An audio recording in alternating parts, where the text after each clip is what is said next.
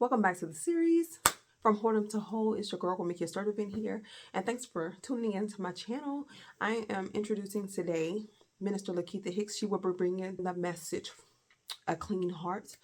I'm excited to hear her speak. She's always doing something amazing. So just give a listen while you take your lunch break, enjoy your meal, and just listen to the audio as she brings forth the message, all right? My name is Laketha Hicks, and today I'm going to be talking about a clean heart. Some of the things I want to cover is how can one get a heart change? What's the process? What does it mean to have a clean heart? And how would someone know that their heart has been cleansed or changed? The first thing you must realize is that you have to desire a change of heart. And I think we've all heard many times in life that in order to get better, you got to first acknowledge that you have a problem. In essence, you got to first be self-aware and self-honest. And when you look up the word self-awareness, it means conscious knowledge of one's own character, feelings, motives, and desires. And self-honesty means being honest with yourself about your thoughts, feelings, and actions. So in order to have a change of heart, you must realize that something about your thoughts, feelings, motives, actions, desires, and or character needs to improve. And when seeking a change of heart, it is sometimes due to the realization that we do not possess the power or the ability to change our behavior. This means that we have become self-aware and self-honest, and we realize the only person that can help me change and the only way that I can have a change of heart is if God comes in and change my heart. One person I love in the Bible that deals with a heart change is David. And one scripture that I find myself going to all the time when I feel like I have gotten out of the will of God and I feel like my life is not adding up in the way that he wanted to add up, or it's hard for me to forgive someone, or my thoughts are not lining up with God's thoughts, or I feel like I've committed a sin, or because sometimes we can intentionally sin. We can do some things that we know are not pleasing to God, or sometimes we may sin and we don't realize it was a sin at the time, but in our moments of reflection, we realize that we have gotten out of the will of God. And that is Psalms 51:10. And David says to God, "Create in me a clean heart, O God, and renew a right spirit within me." And like David, I found myself having a one-on-one conversation with God, and I began to tell God, restore me to the place I need to be, God. Put me back in your will. Kind of like David, he's having a one-on-one conversation with God. If you read Psalm 51, you can see that. He begins to ask God not only to forgive him, but help him to change his heart so he can live a life that pleases God in every way. At some point, David wasn't living the way he's living. So in order to get back to the place he needed to be, he said, "Lord, I need you to renew me," which means I need you to reestablish me. I need you to reestablish my relationship with you. I need you to reestablish the right spirit within me, because I realize that somewhere in life, something has happened, something has taken place, and I've gotten to a place where my thoughts, my feelings, my motives, actions, desire, and character is no longer aligning with your will. It's no longer aligning with who you called me to be. It's no longer aligning with who you say I am. And we find ourselves living our lives like that every day. So at any moment, anyone can have a change of heart or a change of mind and just decide, I no longer want to live to please myself, but I want to live to please God. And if you find yourself there, you can read Psalm 51 and ask God to create in you a clean heart, because you can't do this on your own. Through his power, through his will, through his renewing of mind, through his renewing of spirit, we can be the men and women of God that he has called us to be. One example of someone that had a change of heart is a Bible character by the name of Manasseh. And we read about Manasseh over in 2 Chronicles chapter 33, verses 1 through 20. But I'm going to read 2 Chronicles 33, 1 through 16. And I'm going to read from the New Living Translation. It says, Manasseh was 12 years old when he became king, and he reigned in Jerusalem 55 years. He did what was evil in the Lord's sight, following the detestable practices of pagan nations that the Lord had driven from the land ahead of the Israelites. He rebuilt the pagan shrines his father Hezekiah had broken down. He constructed altars for the images of Baal and set up Asher poles. He also bowed before all the powers of the heavens and worshipped them. He built pagan altars in the temple of the Lord, the place where the Lord had said, "My name will remain in Jerusalem forever." He built these altars for all the powers of the heavens in both courtyards of the Lord's temple. Manasseh also sacrificed his own sons in the fire in the battle of Ben-Hinnom. He practiced sorcery, divination, and witchcraft, and he consulted with mediums and psychics. He did much that was evil in the Lord's sight, arousing his anger.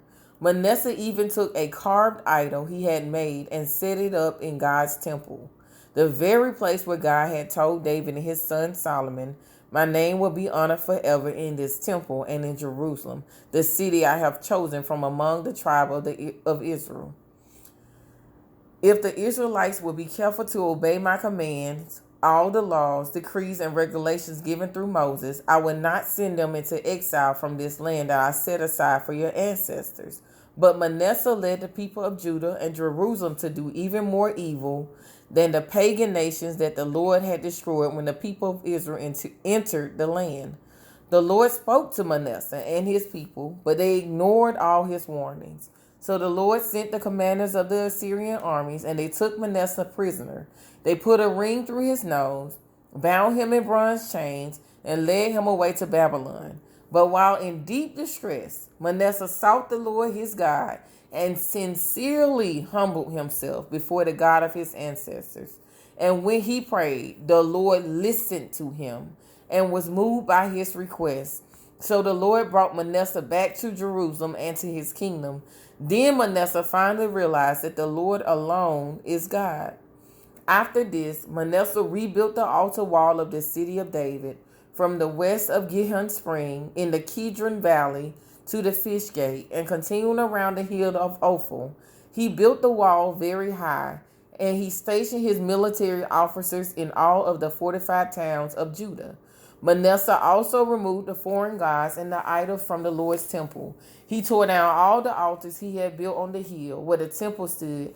All the altars were in Jerusalem,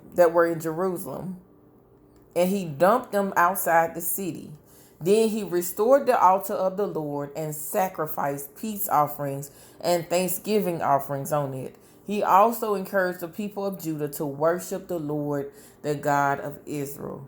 So Manasseh had been living his life in the beginning how he wanted to live his life. He set up altars. He did everything contrary to the will of God, contrary to everything God said. In the midst of Manasseh living his life how he wanted to live his life and doing whatever he wanted to do, God came and warned Manasseh, like, "Manasseh, I love you. I don't want to see you in trouble. I don't want to have to take you down this road that I'm getting ready to take you down to get your attention." But Manasseh found himself in captivity. He found himself bound and in captivity because he would not listen to God. Most of the time, God warns us. He sends warning to us, whether it's through a sermon or through someone talking to us or somebody's testimony. But sometimes we have to go down the road ourselves, the wrong road, to realize, okay, I need to have a change of heart. I need to have a change of mindset. And for Manasseh, it came when he was bound and in captivity. He was bound and in captivity. And then it said the first indication that Manasseh had a change of heart was the fact that he humbled himself and he prayed. This same God that he was not respecting, the same God that he was not reverencing, the same God that he was just living his life however he wanted to, Manasseh humbled himself and prayed. That was the first indication that Manasseh had a change of heart. The fact that he humbled himself and prayed. Thankfully for Manasseh, the Lord listened to him and he was moved by his request. Thank God, the Lord heard Manasseh. And the same thing with us. Thank God the Lord heard us. Thank God the Lord hears us. Isaiah 59:1 says, "Listen, the Lord's arm is not too weak to save you, nor is his ear too deaf to hear your call." And I think a lot of people need to understand that. His arm is not too weak to save you. And his ear is not too deaf to hear you call. There is nothing you can be in, no place you can find yourself, that if at any point you decide, Lord, I want to live my life according to your will. I want to be renewed in my mind, in my thinking, in my living. And then his ears is not too deaf to hear your call. All you got to do is call out to him. Manasseh was a great example of someone who was living his life completely contrary to the will of God. But yet in a moment where he found himself bound up, Manasseh realized that the Lord's arm was not too weak to save him, and his ears was not too deaf to hear him call. And he began to call out to God, and he began to seek God.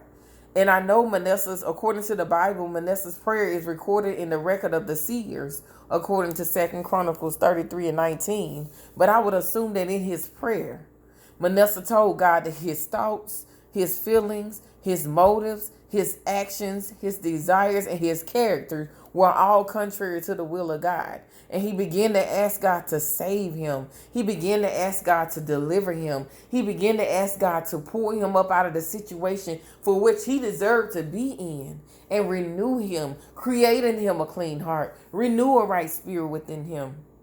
Same thing that we can do each and every time we find ourselves out of the will of God. We just got to remember that his ears are not too heavy. He can hear us. He can hear us. His arms, there's nothing you can do that's too hard for God. Nothing that's too hard for him to pull you up and deliver you from it. And according to the dictionary, a change of heart is a move to a different opinion or attitude. Another definition is a reversal of one's feelings, intentions, or opinions. So when I got to change a heart, it starts basically with just changing my opinion, changing my attitude, changing my feelings, my intentions, my opinions about something. I no longer want to live outside of the will of God. I now want to live my life within the will of God. I now want to live my life according to what your word says. I have done things my way, kind of like Manasseh, how we do. Now I want to do things your way, God. So what does it mean to have a clean heart? 2 Timothy 2:19 through 26 kind of gives some background on what we should do and how we should live our lives. And it says, but God's truth stands firm like a foundation stone with this inscription: the Lord knows those who are his, and all who belong to the Lord must turn away from evil. In a wealthy home, some utensils are made of gold and silver, and some are made of wood and clay. The expensive utensils are used for special occasions, and the cheap ones are for everyday use. If you keep yourself pure, you will be a special utensil for honorable use. Your life will be clean, and you will be ready for the master to use you for every good work. Run from anything that stimulates useful lust. Instead, pursue righteous living, faithfulness, love, and peace. Enjoy the companionship of those who call on the Lord with pure hearts. Again, I say, don't get involved in foolish, ignorant arguments that only start fights. A servant of the Lord must not quarrel, but must be kind to everyone, be able to teach, and be patient with difficult people. Gently instruct those who oppose the truth. Perhaps God will change those people's hearts, and they will learn the truth. Then they will come to their senses and escape the devil's trap. But they have been held captive by him to do whatever he wants. So most of the time, people are held captive by the enemy. You know, we out there living our lives in the world, and we're kind of like caught up in the world views, caught up in the world thoughts and ideas. So when your heart is pure, it is free from moral defilement. It is free from any contamination. When your heart is clean, it is like removing something unwanted. When I want a clean heart, I'm just basically going to remove the things that are contrary to the life I want to live. I'm going to live my life where my thoughts, my desires, my actions, my character all line up with what God says he wants for me. All line up with the things that are basically laid out in the Bible. And in order to have a change of heart, we just got to be like Manasseh. First of all, realize that we're in a state of mind or in a place that something about our lives need to improve, and go to God. His ears are not too heavy. He can hear us. He's not deaf. His arms are not too short that he can't save us, no matter what you find yourself in, no matter how you've been living your life, no matter how long you have been living your life in that state or in that mindset or in that place. God is able to save you. God is able to clean you up. And if you don't know where to start with Psalm 51:10. Ask God to create in you a clean heart, renew a right spirit within you. Deliver me from the things that I have found myself in, Lord, or the things that appear to be too difficult for me to free myself from. But it just starts with a conversation. He does not love you any less today than he did yesterday. Just because you have been out of his will does not mean that he does not love you. God is just sitting, waiting like he was on Manasseh for us to just say, Lord, I need you. Create in me a clean heart. Renew in me a right spirit. Deliver my mind. Change the way I think. Change the way I feel. Change my actions, Lord. Lord, help my motives line up with you. Help my desires line up with you. Help my character line up with you. My name is Laketha Hicks, and thank you for listening. Thanks for sticking around to the end. I know that she did an awesome job. I hope you enjoyed it as much as I did. Hopefully you'll get a clean heart if you don't already have one, and hopefully God can renew a right spirit within you. I know he's able. So just receive it and just stay on the right track. Share this message with someone else that may be struggling with their heart or their choices. Bless somebody else, all right? Minister Laketha Hicks is also an author, so I will put that information in the description box for you if you want to reach her to come and minister to the women's ministry or to the youth. She's also available. I will put that information in the description box as well, all right? See you next time.